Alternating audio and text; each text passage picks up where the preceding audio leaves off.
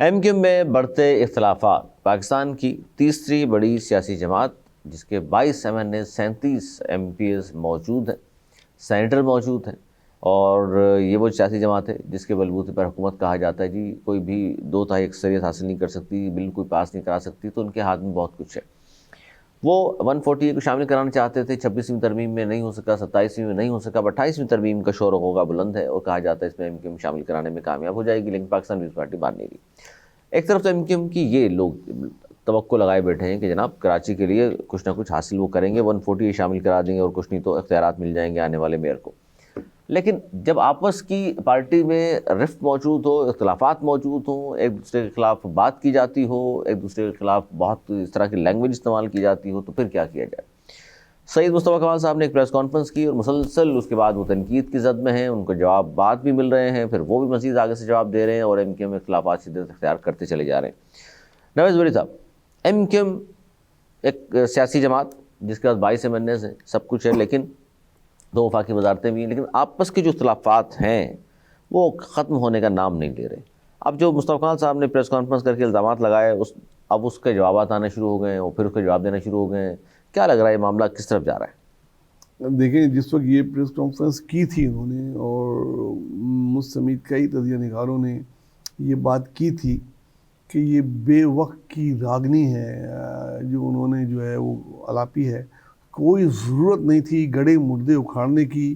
بلا وجہ انہوں نے اس موضوع کو اٹھایا جو کہ ایک طریقے سے مٹی پاؤ ہو چکا تھا سیاست میں نا, کہ مٹی ڈال دی جاتی ہے, آگے بڑھا جاتا ہے.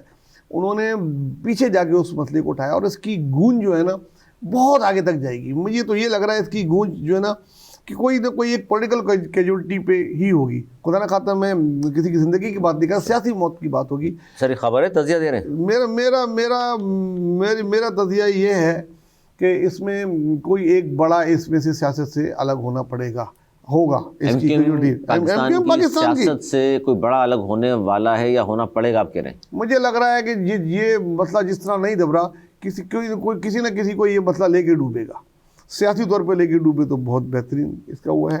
یہ کہ معافی مانگنے کو کوئی تیار نہیں ہے, غلطی ماننے کو کوئی تیار نہیں ہے, اور مزید اس کو اب ایک زخم ہو جائے نا اس پہ کھرنٹ آ جاتا ہے. آپ اس کو کھرنٹ کو کھیر دیا آپ نے, اب اس کو اور کھریدے جا رہے ہیں تو اندر سے کیا نکلے گا؟ آلریڈی بلیڈنگ ہو رہی ہے, آلریڈی بلیڈ ہو رہی ہے. اور اس وقت جس وقت کہ آپ کو کسی کھلاڑی کو کھیلنے کے لیے جانا اور اس کے ہاتھ میں بلیڈنگ ہو رہی ہے, تو وہ کیا پولیٹیکل پارٹی کیا ڈیلیور کرے گی؟ چونکہ ہمارے ویورز جو ہے نا تجزیہ کرتے ہیں, بہت سارے سوالات بھیجتے ہیں, بات بھی کرتے ہیں. اس پہ ہوا یہ کہ مصطفیٰ کمال صاحب نے جو پریس کانفرنس کی, الطاف حسین کو کہا کہ قاتل ہے اور عمران فاروق کا, اور ان کے پاس بہت کچھ بولنے کو موجود ہے. وہ کہتے ہیں ابھی تو میں نے 5% صرف سچ بولا ہے. دوسری بات انہوں نے جب پھر ان کے جو حامی ہیں, مصطفیٰ کمال صاحب کے حامی ہیں, جب ان سے ہم نے یہ بات کی کہ جناب آپ کی سیاسی جماعت باقی جو لوگ ہیں وہ تو آپ کے ساتھ نہیں کھڑے ہوئے, یعنی مصطفیٰ کمال صاحب کے ساتھ اس پریس کانفرنس کو آن نہیں کر رہے, وہ کہہ رہے ہیں ان کی ذاتی رائے ہے. تو وہ یہ کہتے ہیں آگے سے کہ جناب مصطفیٰ کمال نے ان سب کو جو باقی ساتھ نہیں کھڑے ہو رہے بے نقاب کر دیا ہے کہ ان کی ہمدردیاں دیکھ لیں کس کے ساتھ ہیں. حالانکہ مصطفیٰ کمال سینئر آدمی ہے, پارٹی کے ہیں, ان کے ساتھ کھڑا ہونا چاہیے تھا, یہ کھڑے نہیں ہو رہے, اس کا مطلب مصطفیٰ کمال صاحب نے ان کو کر دیا ہے بے نقاب. آپ کو بھی یہ لگتا ہے؟ نہیں, دیکھیں یہ تو خود اپنے کپڑے اتارنے والی بات ہوئی علی. آپ ایک پارٹی میں ہو, ایک پارٹی کے اندر ایک پارٹی کے ڈسپلن میں ہو, اور جب تو باقی لوگ کیوں نہیں کھڑے ہو رہے ہیں؟ یار یہ فاروق صاحب نے کہا یہ ان کی ذاتی رائے ہے, میں کیا کہوں, انہوں نے جو کہہ دیا وہی جواب دیں گے. جب ان سے پوچھا خالد مغوثی کے صاحب سے, تو انہوں نے کہا کہ جی دیکھیے جی اب میں کیا کہوں, ان سے سوال جواب کر لیں, ہماری پالیسی تو 23 اگست 2016 کو آ گئی تھی, ہم نے کہا تھا پارٹی یہیں سے چلے گی. دیکھیں یہ مرجر جو ہوا ہے نا پی ایس پی کا اور ایم کیو پاکستان کا, فطری نہیں ہے, یہ غیر فطری ہے. یہ مرجر کر تو دیا ہے, لیکن یہ وہ ہو نہیں پایا, دل سے نہیں ہو پایا. اور یہ جب تک یہ دل سے نہیں ہو پائے گا تو یہی حال ہوگا ایک پولیٹیکل پارٹی کا جو ان کا ہے. وہ اب کسی پولیٹیکل پارٹی میں ذاتی رائے اتنے بڑی لیڈرشپ میں نہیں ہوتی, اور نہ ہی اپنے ہی لیڈروں کو جو ہے وہ الفاظوں سے نوازا جاتا ہے جو وہ کہتے ہیں. مطلب ہمیں کہتے ہوئے بھی شرم آتی ہے کہ وہ لوگ دیکھتے ہیں وہ الفاظ نہیں ہماری زبان میں مناسب بغیرت قسم کے, جو انہوں نے بولا کہ حرامی, بغیرت, قاتل, وہ کہنا یہ مناسب نہیں ہوتا. ایک لیڈر وہ کہہ رہے ہیں بھائی اگر ڈاکو, چور, قاتل ہے تو میں کیا کہوں, یہ نہ کہوں تو بھائی تو ایک دفعہ سب کہہ دینا یار, آپ کو بھی یادداشت آپ کی چلی جاتی ہے, 8-9 سال خاموش رہتے ہیں, پھر آپ ایک دم آپ کو یادداشت آتا ہے کہ اس کی مرڈر میں تو وہ انوالو تھے, انہوں نے کیا تھا, تو پہلے کہہ دیتے بھائی, جا کے ثبوت دے دیتے. یا اب ہمت کر کے جاؤ اسکاٹ یارڈ میں, وہ کون سے لیڈر انہوں نے آفر کیے نا, انیس ایڈوکیٹ صاحب, ہاں, کہ بھائی چلے میں ساتھ چلتا ہوں, وہاں جا کے آپ حلفیہ بیان دے دیں. اب آپ وہ کہہ رہے ہیں میں ٹکٹ دیتا ہوں بزنس کلاس کا, بزنس کلاس کا ٹکٹ دیتے ہیں, چلے جائیں. دیکھیں یہ ہوگا, یہ اب آپس میں ہی لڑیں گے تو پھر کراچی. لیکن جب انہوں نے یہ کہا تو مصطفیٰ کمال صاحب نے کہا یہ تو 2 شراب کے پیگ ان کو پلا دیں, کوئی بات بھی کروا لیں, اس کی کیا اہمیت ہے. اب یہ بڑا مسئلہ ہے. دیکھیں اب میں تنقید کرتا ہوں تو پھر میری بھی ٹرول شروع ہو جاتی ہے. بھائی وہ کہہ رہے ہیں میں قریب سے جانتا ہوں, مجھے معلوم ہے 2 پیگ کی مار ہے. ظاہر سی بات ہے, وہ قریب کے آدمی رہے ہیں, ان سبوں کی دوستوں کی. کیونکہ انیس ایڈوکیٹ نے ان ساری باتوں کی مخالفت کی تھی جو انہوں نے پریس کانفرنس کی تھی. وہ کہہ رہے ہیں یہ کوئی بات بھی ایسی نہیں ہے, جھوٹ بول رہے ہیں.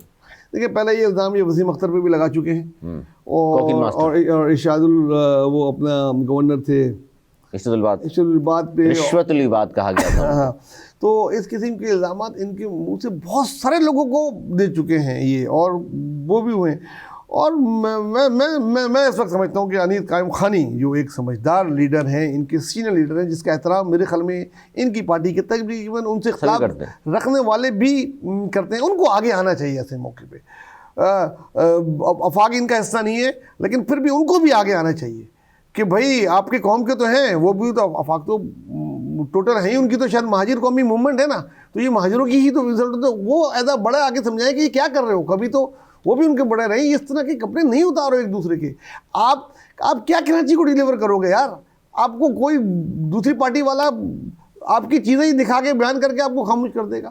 آپ کو دوستوں کتنا مضبوط ہونا چاہیے سب کو مل کے کراچی کے لیے. کراچی میں نے بتا نا, کراچی پرائرٹی ہی نہیں ہے ان کے لیے, اور ہوگا بھی کیوں, ان کو مانگنے ادھر سے کوئی ڈیمانڈ کرنے والا نہیں ہے. جو مین آپ کے پاس سارے ایم این ایز وہ آپ کے پاس ہیں تقریباً دیکھا جائے تو. آپ ہی آپس میں ایک دوسرے سے جب تک لڑ کے اپنی توانائیاں ضائع کرتے رہیں گے تو شہر کراچی کے لیے آپ کیا مانگ سکیں گے یار. روز نئے الزامات, پرانے, ماضی سے نکلو یار, ماضی سے نکل کے آگے جاؤ. ہو گیا بہت اچھی بات کی خالد مقبول صدیقی صاحب نے اس میں کہ ہم اپنا بیانہ دے چکے ہیں, 23 اگست کے بیانی پہ قائم ہیں, بس اسی پہ چلیں. وہی ایک اتنی بڑی شرمندگی ہے ان کو کہ وہی دھونے میں ان کو کئی سال لگ گئے. اب وہ دھل گئے, اب چل گئے, اب 23 اگست کا ایک بیانیہ بن گیا, اب وہ اس پہ ہی وہ قائم رہے. اب روز وہی بولنا, یہ کرنا. اختلافات ختم ہوتے ہیں, کم ہوتے نظر آ رہے ہیں؟ نہیں, اس کا میں نے تو بتایا, مجھے تو اس کا دور تک بات کر دی. یہ جس طریقے سے یہ چیز چل رہی ہے, کوئی ایک سینئر رہنما, کوئی کسی ایک آدھ کو اس میں مائنس ہونا پڑے گا تو یہ مسئلہ حل ہوگا. کیونکہ غلطی ماننے والا ان میں سے کوئی نہیں ہے, جھکنے والا نہیں ہے, اور سوری اور معذرت تو ان کی ڈکشنری میں ہے ہی نہیں. تو مائنس کی جو اشارے کر رہے ہیں آپ, خالد مقبول صدیقی, مصطفیٰ کمال صاحب, کس کے بارے میں بات کر رہے ہیں آپ؟ دونوں میں سے کوئی ایک ہو سکتا ہے. یہ بڑی بات ہے جی, کوئی ایک مائنس ہوگا تو یہ باتیں ختم ہوں گی. تجزیہ نوجوان صاحب دیکھتے ہیں آگے جا کے, ظاہر ہے ابھی سال کا آغاز ہوا ہے, کیا کچھ ہوتا ہے اس پہ مزید بھی ہم اگلے پروگراموں میں بات کرتے رہیں گے.